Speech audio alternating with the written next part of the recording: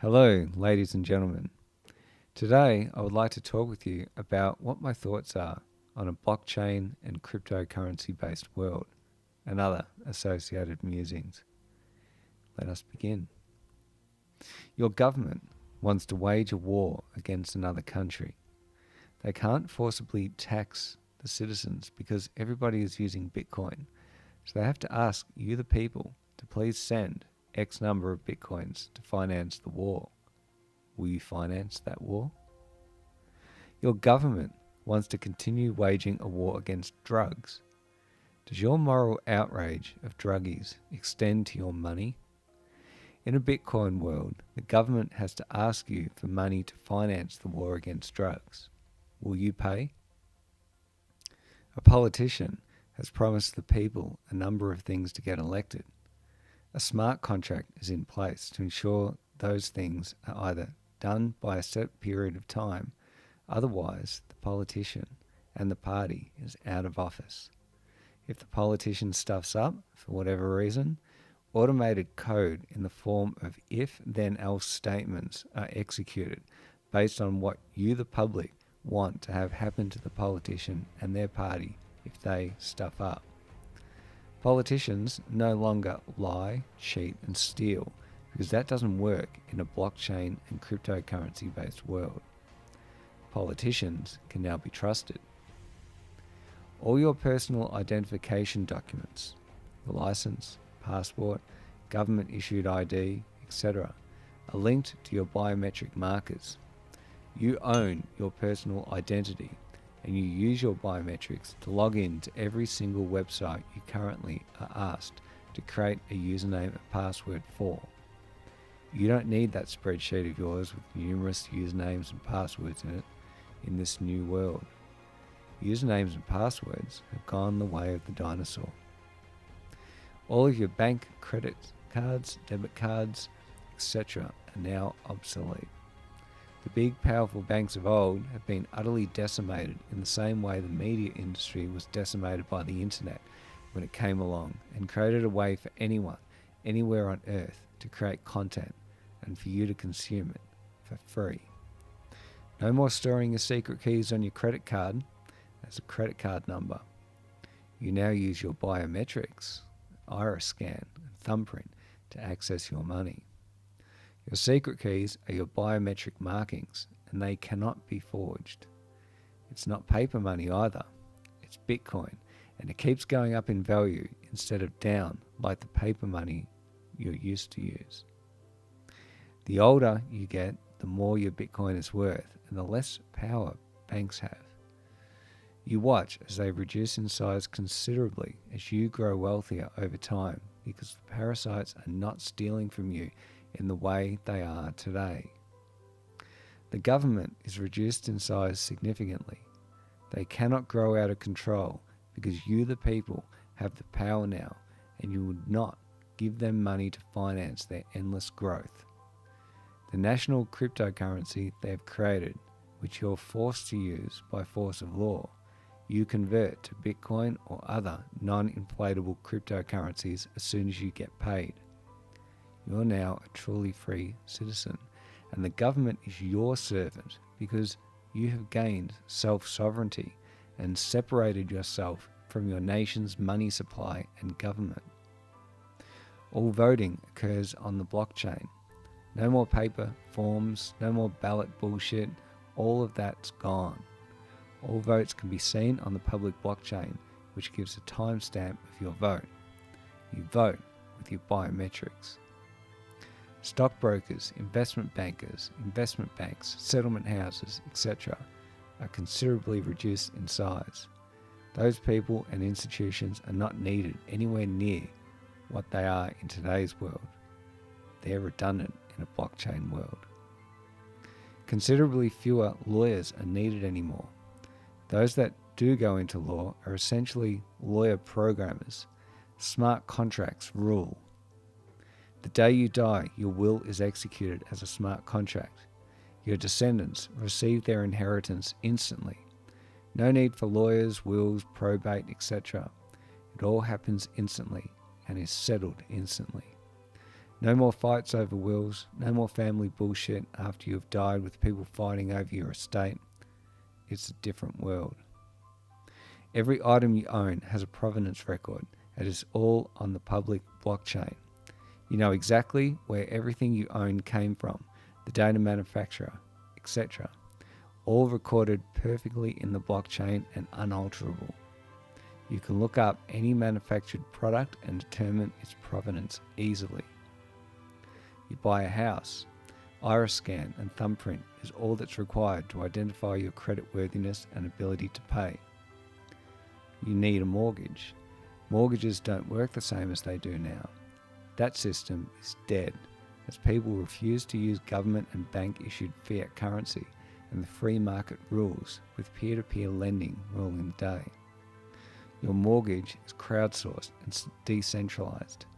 Nobody will accept anything except Bitcoin as payment for real estate. The advertising industry has adapted to the new blockchain world.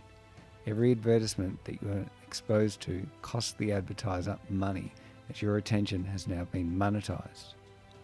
You get paid whenever you see an ad. It happens instantly and automatically. Internet trolls are long gone because it costs them money to post crap, and you get paid being exposed to it. They're incentivized to create content that is valuable to you. If it isn't well thought out, valuable content, it costs them money to post. Content creators receive fair compensation for their hard work. Artists are no longer struggling in the way they are today. Can you see why the nerds are so excited? Why 1 million of them signed up for a Stanford professor's cryptography course? Why people are signing up in droves at a rate of 100,000 a day for coinbase accounts? This is the world that's coming, and it's people like me that will ensure that it happens. Don't bet against the nerds. You will lose. You may as well join with them because they're building this world regardless of what you think, say, or do. And they mostly have good intentions. So it's all good.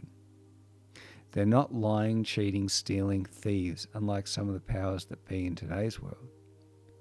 Whether we like it or not, cryptocurrencies are here to stay.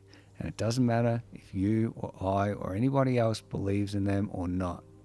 This is not about belief or skepticism. It's about cold hard math, science, technology, and reality.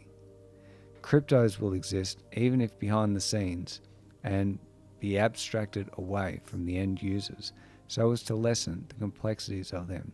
For after all, the average person doesn't know what the fuck is going on, and nor do they care for the most part.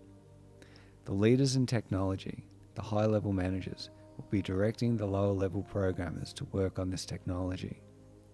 It's difficult, though, for them to find people to fill programmer roles because so many of the best crypto programmers have made a lot of money buying cryptos and don't want to, nor do they need to have to work normal 9-to-5 jobs anymore. If you're a traveler, this is your chance to have complete sovereignty over your financial life and time and get out from under the thumb of a boss. Whether you take up that opportunity or not, millions of young people around the world in the generations below us will spot it and take advantage of it, and Bitcoin will be the cryptocurrency they all buy and live off in their travels. What will be the effect on the price of Bitcoin then? I'm personally declaring complete financial sovereignty in my life, and I'm working to free myself from any day job. I'm closing my bank accounts. I will not be using fiat currency anymore in the near future. Just my cryptocurrency debit card and cash out only when I need it. I'm going off grid as much as possible, and the day will come when my cryptocurrency investments allow me the opportunity to live 100% off the financial grid. When that day comes, I will declare myself free from the system of control that enslaves us all, paper currency. If I'm thinking and working on these things and have spotted this life-changing opportunity, then many other people will have spotted it too and will be working on it as well. 1 million people signed up for a Stanford University professor's cryptography course, for fuck's sake. We're witnessing the largest public rollout of public key cryptography in history. Many people have spotted what's going on. What happens to society when people use this technology and declare self-sovereignty in large numbers around the world? Who loses? Banks, governments, and large corporations. That's who. And who wins? We the people. Money has been separated from countries and government. That's a massive change with profound consequences for the world. Do not underestimate it. Every traveller interested in freedom needs to be aware of this and adjust their lives accordingly to take advantage of the incredible opportunity it presents for them to live their lives 100% on their own terms. Control over money equals control over people.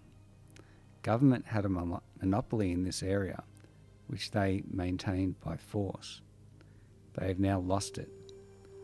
Cryptography is winning, will win long term, and in cryptography we trust.